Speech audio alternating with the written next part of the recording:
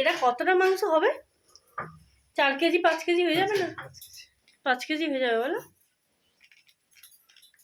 এখানে কত করে কিলো নেয় গো ইয়ে মামু? কেউ পেপার রেটই হয়, মানে খবরের কাগজের রেটই হয়, এ তো আন্তর্জাতিক বাজারের। সে কি বলছে আমি বুঝতে পারছি না। এ সোনার মতন খবরের কাগজে রেট আসে। ও আচ্ছা, মানে ধরো আজকে কত টাকা কিনেছো? আজকে যে রেট আছে, কিলো?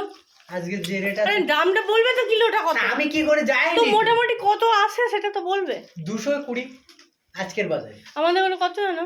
500 টাকা। 220 কতটা নেবো?